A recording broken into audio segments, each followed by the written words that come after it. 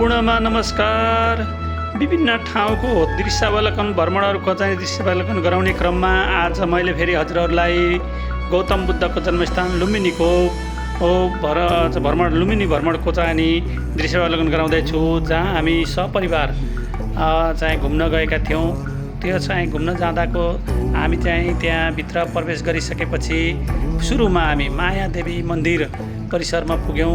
मायादेवी मन्दिरभित्रको दृश्यावलोकन गरिसकेपछि बाहिर हामी सपरिवार एकछिन ध्यानमा बस्यौँ।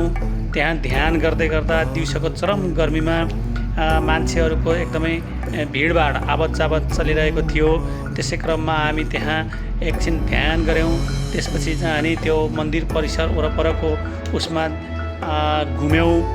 घुम्दै गर्दा त्यहाँ चाहिँ तपाईँको विभिन्न छिमेकी राष्ट्र भारतदेखि लिएर विभिन्न ठाउँबाट आएका पर्यटकहरूको उल्लेख्य चाहिँ नि उपस्थिति थियो।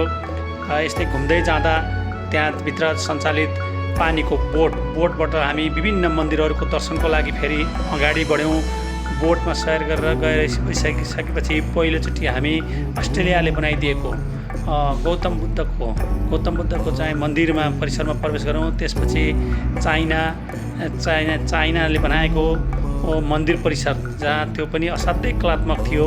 त्यसै गरी भियतनामले बनाएका, त्यसै गरी चाहिँ इन्डिया भारतले बनाउँदै गरेको चाहिँ निर्माणाधीन चाहिँ मन्दिर, यसरी नेपालले बनाएका मन्दिरहरू, यसै गरेर थाइल्यान्डले बनाएका विभिन्न देशहरूले एकदम असाध्यै चाहिँ गौतम बुद्धको चाहिँ प्रतिमा अथवा प्रतीकको रूपमा चाहिँ विभिन्न चाहिँ खालका कलात्मक डिजाइनका मन्दिरहरू बनेका रहेछन्। तिनी मन्दिरहरूको हामी दृश्यावलोकन गरियो। भित्र पसियो। कुनै निर्माणाधीन भएका मन्दिरहरूमा प्रवेशको रोक लगाएको रहेछ। यसै क्रममा यो अहिले म प्रवेश गर्दै गरेको मन्दिर हो। यो नेपालले बनाएको मन्दिर, जहाँ चाहिँ हामी अहिले भित्र प्रवेश गर्दैछौँ। त्यहाँभित्र पर्यटकहरू पनि तपाईँको चाहिँ ध्यान गरिरहेका थिए। यसै क्रममा मन्दिर चाहिँ घुम्ने क्रममा हामी त्यहाँभित्र सञ्चालित ई रिक्सामा सपरिवार चाहिँ चढेका थियौँ। चढेर धेरैभन्दा धेरै मन्दिर हेर्ने थियो र तिनी मन्दिर हेर्दै फेरि पुनः सोही बोटमा चढेर हामी आफ्नो गन्तव्यतिर फर्कने क्रममा सोही बोटमा चढेर फेरि हामी आफ्नो गन्तव्यतिर फर्क्यौँ। र त्यस दिनको भ्रमण हामी परिवारसहित असाध्यै रमाइलो, असाध्यै राम्रो लाग्यो।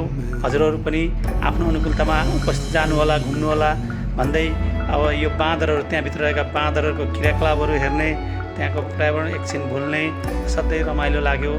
हस्, सबैले यो भिडियो हेरिदिनुकोमा धन्यवाद। सबैमा नमस्कार। फेरि अर्को भिडियोमा आउनेछु।